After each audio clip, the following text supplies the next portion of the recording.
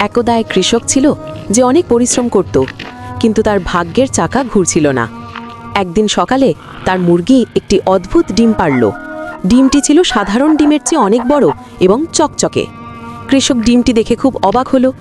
সে ডিমটি নিয়ে ঘরে এলো এবং সাবধানে রাখল।